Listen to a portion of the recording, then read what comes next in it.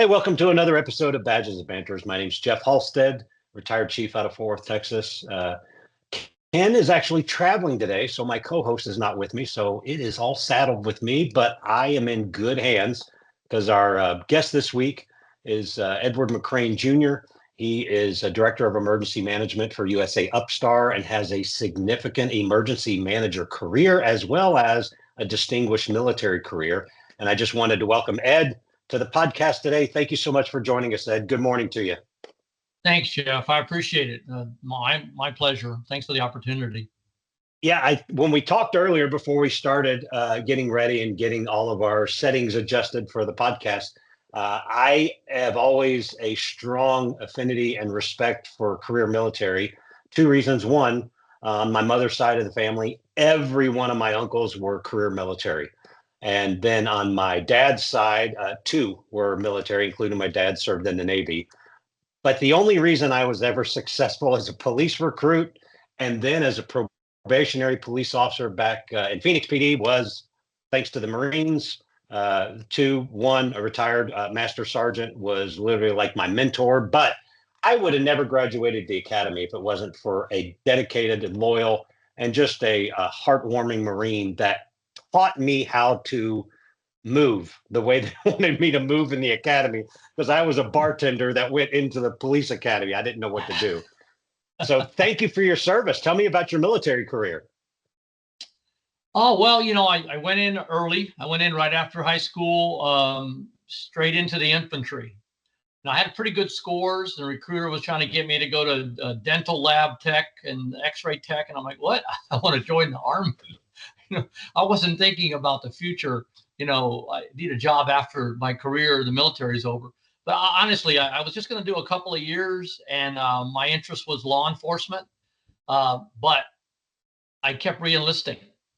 I spent my first couple of years with the 101st Airborne Division in Fort Campbell, Kentucky, as an infantry soldier, scout, sniper. I went to Sinai, to the desert, Egypt, multinational peacekeeping force for 6 months. When I got back, I got shipped off to Germany, where I was in a mechanized unit, 3rd Armored Division in Germany.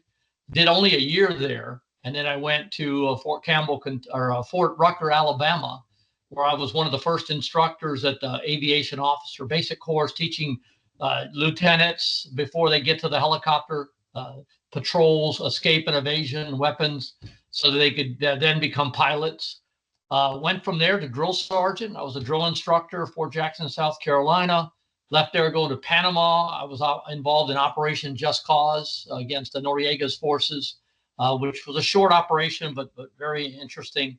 Left there, the Army put me in recruiting command, where I was a recruiter in San Antonio, Texas for a couple of years during the Gulf War. So it was really difficult recruiting people when tanks are going by on the train through Texas on the way to the port. But I survived recruiting duty and went on back to the infantry. I went to the 9th Infantry Regiment, 7th Infantry Division out of Fort Lewis, deployed several times with them, ended up going to Cuba and doing a Guantanamo Bay Cuban migrant mission. I don't know if you remember in '94, they let everybody loose and they were in the ocean, and President Clinton at the time imposed a wet foot, dry foot.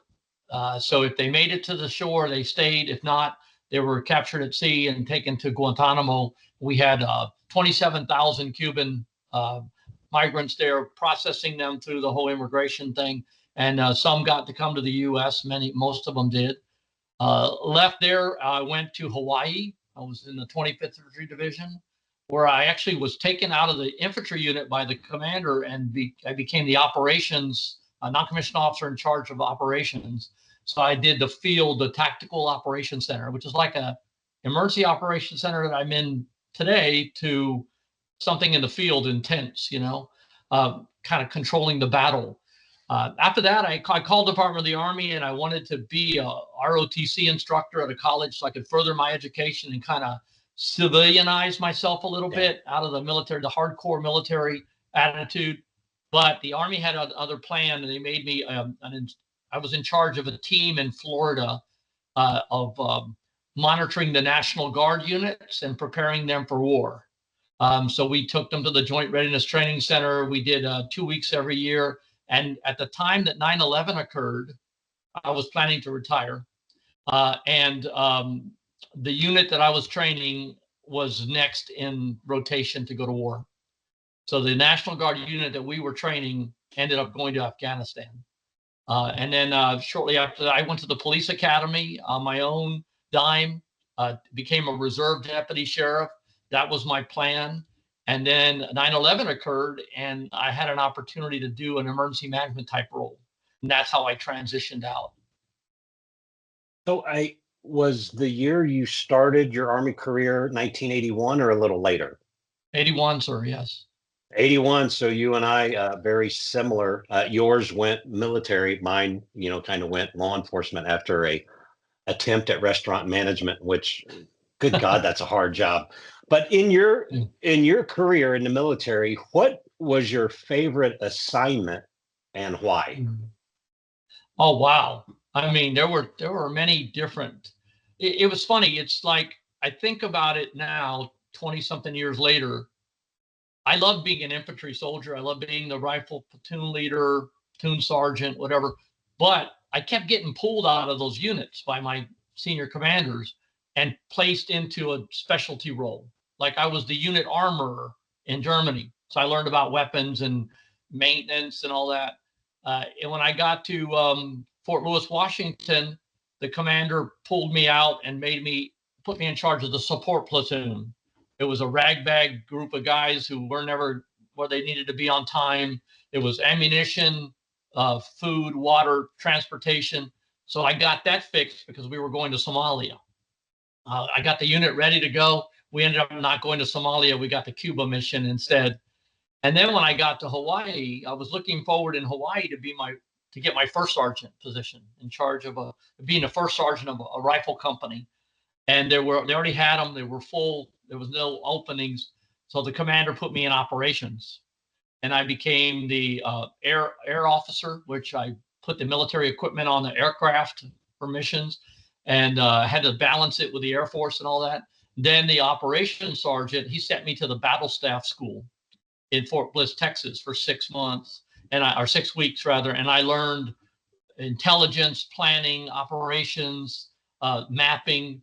And then instead of letting me go back to Hawaii after the class, the unit was actually at the Joint Readiness Training Center in Fort Polk, Louisiana. So when I got to the airport, they said, don't go back to Hawaii. You need to fly to Alexandria, Louisiana. When I landed in Alexandria, they were waiting for me with my uniform, camouflage stick, my rifle, and a Black Hawk helicopter. And I walked under the helicopter, and we flew. We went night vision, landed, went night vision in a Humvee all the way to the Tactical Operations Center, walked in, and they go, there he is, and went right into the simulated battle. So I think those non-combat infantryman positions actually prepared me for what I did for the next 20 years in emergency management. And I didn't realize it at the time. Yeah, I have a lot of conversations with, up and coming leaders, both in law enforcement as well as other business side, because now I've been in the tech industry for almost a decade. And I always remind them, when you get to a stage in your life, and Ed, you and I are at that stage, and then you look back, sometimes it's comical that everything happened for a reason to get to this area I'm at right now, an area of expertise, just like you have your area of expertise, but it's really magical how it just transcends on its own, and you kind of gravitate, and then other leaders navigate you towards where you're at right now. So I really like the fact that you outlined the story and how you grew, not just in your career, but you prepared yourself for civilianization. I had that conversation yesterday with my nephew. He's a major in the Air Force, and he is now doing his civilianization. He has 6 to 9 months where he has the opportunity to transition out of, he's been a pilot his entire career. I think this is his 13th year. Now he wants to get into civilianization. And the military is very good at that. But what I really love about the military is in our hardware side of the business, we have 2 retired command sergeant majors. I think I said that rank right. I hope I did. If not, they're both going to punch me when they see me again. But anytime we're at any show, anywhere, when they see other people from the Army, it's instantaneous connection, just like in law enforcement. But you all have it globally. We have it regionally. So, Yeah. the way you describe the different outfits and divisions and assignments, and all the way you explain that, they would be eating all of this up because they're going to have Yeah. hundreds of friends that did the same thing. So kudos to you. Now, today, Thank you. your role, explain what your role is today as a director of emergency management. Well, when I left the military, that opportunity that I had was because the Department of Homeland Security was formed, and grant money was sent out to different organizations. So I was a National Guard senior enlisted advisor to the National Guard prior to retiring. So that same unit had funding for a military support to civilian authorities during disaster. There's a MISCA, MSCA. That role was open. So I assumed that role, stepped out of my uniform on Friday, and on Monday I was upstairs in the same building in civilian clothes. And I was given 30 counties for the state of Florida, from Central Florida south. And I went and just made my own role, really. I drove to each of those counties over a period of a couple months and met the emergency management directors, told them what I was doing. If they needed military support, I was their contact. I created business cards and a logo for a polo shirt and just created the position there. And I enjoyed it. And I got to meet emergency managers from all over Florida. I went to their training courses. And then about 9 months in, there was a guy that was at all the meetings who was a state regional coordinator for Florida Division of Emergency Management. He had the Tampa Bay area, like 7 counties. And he said, you're pretty good at this. You should take my job. And I was like, what do you mean your job? He says, I'm leaving. Nobody knows. 2 weeks, I'm resigning, putting in my notice. When you should apply for it. So he did, and I did. And I got a call. I got interviewed. 2 weeks later, I was working for the state of Florida. They handed me a vehicle, pager, cell phone. Somebody came to my home and put in a fax line and another phone line. And to date myself, that was dial-up modem, so America Online or whatever. And Yeah. I became the regional coordinator for the Tampa Bay area. And I learned that role, and everybody knew me already because of my role with the National Guard. So it was an easy transition working from the National Guard into the state position. I had a take-home car, work from home. I did that for 2 years. But during those 2 years was 2004 and 5. So we had Charlie, Francis, Ivan, and Jean. Then in 5, we had Dennis, Rita, Katrina, Wilma. And I was always gone. And I was like, what did I get myself into? If we're going to have 4 storms hit Florida every year, this is too much. So the Sarasota County Emergency Management in Florida had a position announcement for director or chief, EM chief. I threw my hat in the ring. I didn't think I really had a shot. I only had 2 years in emergency management, 3 if you count the guard thing. But I was hired. And I think largely because it was a 7-phase interview. And one of the toughest phases for most people was the media mock press conference. And they had the actual media from the area, from the Tampa Bay area, in the room with cameras. And they gave me a script, and I went in there, read the script, and then got peppered with questions for 30 minutes. But it was funny 2 weeks prior, I stood in for the state director because he had an emergency. And I led the press briefing for the state in Tampa Bay on a thing called What If Katrina Hit Tampa Bay? So some of these reporters I already seen before. Plus, the questions they asked me were about the 04 and 05 season, about things that happened that I actually was involved in some of the problem solving. So it was an easy thing. So, and I learned why that was an important phase later on, because the Sarasota market, the media market, is right on the line. It's the furthest south for the Tampa Bay market. And then south of there, you have a different market for Fort Myers and that area. So the media was very, very involved in emergency response operations. They were there. You had the keep them informed. So I did that for 20 years, or 18 years rather. So I did 18 years with the county, went through multiple storms, went through COVID-19, Deepwater Horizon, tornadoes. And after that 18 year, after Ian, I said, you know what? I've been in government, either federal, state, or local for 42 years. I want to see what it's like on the private side. I always wanted that. So I kind of quietly put the word out through LinkedIn to my connections, my relationships out there, and said, hey, just letting you know, I'm looking. If you know of an opportunity for me that I would be a good fit, I could benefit the company, let me know. And so I got a call the next day, and the owner of this company wants to talk to you, USA Upstart. So I had a Zoom meeting with him. They did all the talking at first, flew me to Indiana, did an interview, gave me an offer to be the EM director for this private company.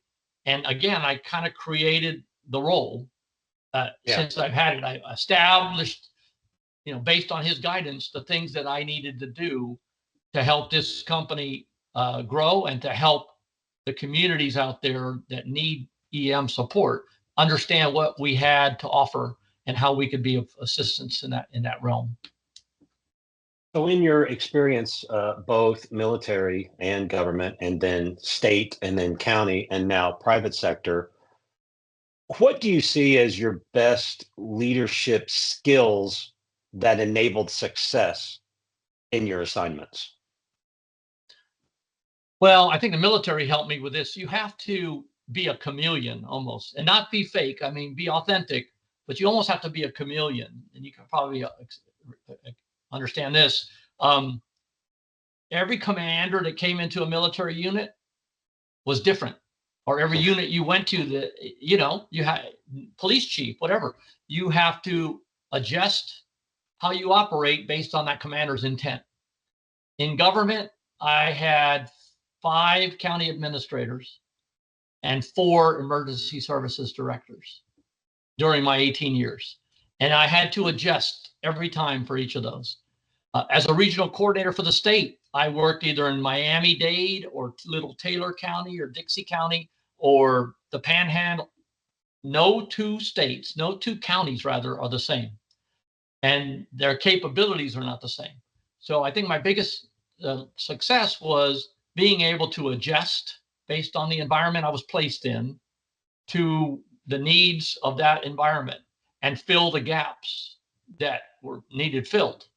Like if they didn't have a good planning section, I'd slip in there. I'd be the planner or operations. As a chief, I would just make those relationships with every leader.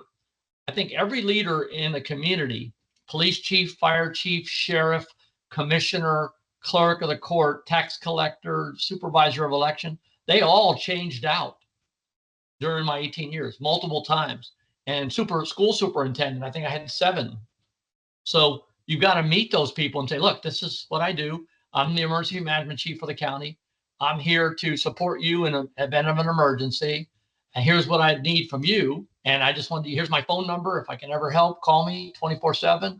And keep those relationships going throughout my entire tenure and get to know people from the countryside, the farmers, the ranchers, to the billionaires on the beach. You have so many different people in the community. So getting to know the community, the hazards of the community, and those were I think those were the keys to my success in that role. Yeah, I like the way you describe that chameleon, because like when I was chief in Fort Worth, when you look at the 9 mayor and council members, and then I had, my city manager and assistant city managers, I always use the phrase speak into the ear of the receiver, because the way I would talk to the mayor in his office, absolutely different from the way I would talk to the council member for District 8, totally different from the way I would brief my city manager on a critical incident. And that adjustment is absolutely critical, because my leadership personality needs to be varied based upon the situation and or the challenges that we were facing and or the desired outcomes they were looking for. So that adjustment's massive. And then for your experience over 4 decades, if you could talk to the next generation of emergency management that's considering a profession, what advice would you give them? Well, I'd say be flexible. You can have the best plan in the world, and something shifts, and the plan's useless. You have to be adaptable. You have to be flexible to the situation. We have a saying, "Semper Gumby," stolen from the Marine Corps Wives Club, I think, but always flexible, um, because it's a dynamic environment, and stay calm. I think that was one of the things that people said about me, whether I deserved that or not, was that I was very calm under pressure, that I was able to talk to the media and through the media to the public and calm them down and give them. I thought it was important to give them the information that they needed to know about what the threat was and what they needed to do or what they should do to prepare for it. And then what we were doing. One of the examples is a state of emergency. The council would declare a state of emergency. Well, people freak out. They go, well, what does that mean? And so I would pull back and say, you may hear today, or you may have heard today, that we went under a state of emergency. What that means is it's an administrative move more than anything. It means now we can use money that's set aside for emergencies. Now we can contract with a service provider without going through the red tape and the bidding process and having interviews and auditions. Just get it. We need the service. We need the contract. We need something.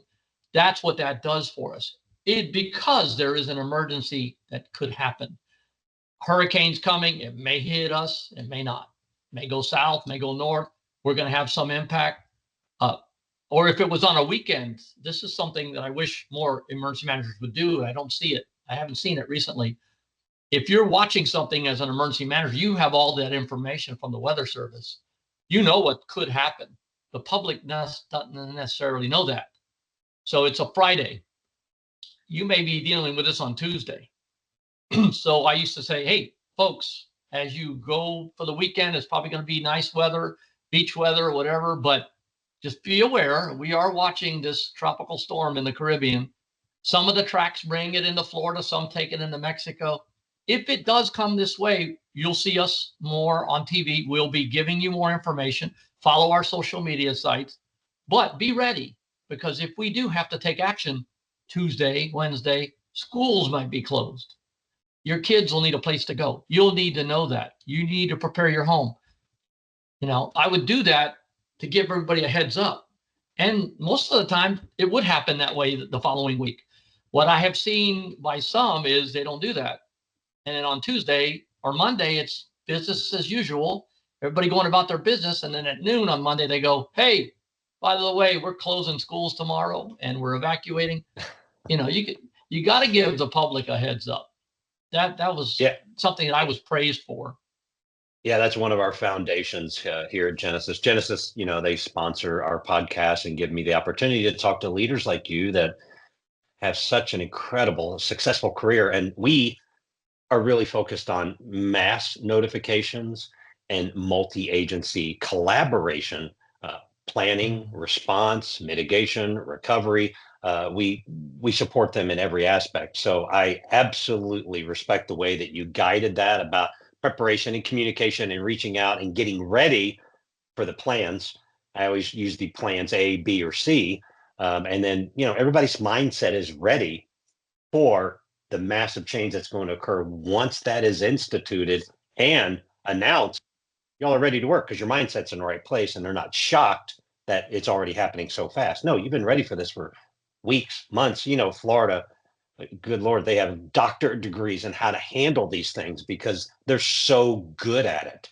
So, you're in a state where it's just saturated with incredible success of multi-agency coordination, collaboration, and success in dealing with the unpredictables. So kudos to you all and kudos in your career. We like to, in your career, whether we look at government or you go into the state and now in the private sector, what's the most powerful technology change that impacted your career? Wow. I think what we're doing right now, this virtual meeting through Zoom or Teams or whatever, I think this type of capability really helped and impacted our careers because, for example, during COVID-19, the most people tried to stay away from each other. Well, when you're in an emergency role where you're trying to coordinate stuff, you can't just stay home in your pajamas or whatever and hope that everybody's doing fine. And we had firefighters, police officers, doctors, nurses face to face with people that were ill, and we're going to be at home. So our challenge was working with our emergency management team that was in the background, but very involved in the COVID response in the EOC.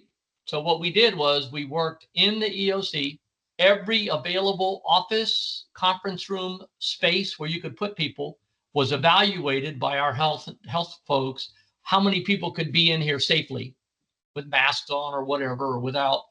And so every single room in that 40,000 square foot building had somebody in it, or two or three, and everybody was on teams. So when we did our meetings, everybody was looking at each other on the screen, sharing information for 2 years. That was one of the biggest ones. Plus the telephone notification type software and process. So we were able to utilize a system to allow people to register for their vaccinations. Let's say the COVID clinics that we had set up. They were able to go on there, and we were using some very non-sophisticated system at first, and it was pissing people off because what would happen was it would only have 3,000 seats or 3,000 tickets, and I'm not mentioning the name of the service, but like 3,000 tickets, and when that 3,001 hit, sold out. That's what they got, sold out. Try again. So the next day there'd be another 3,000, and people were getting upset.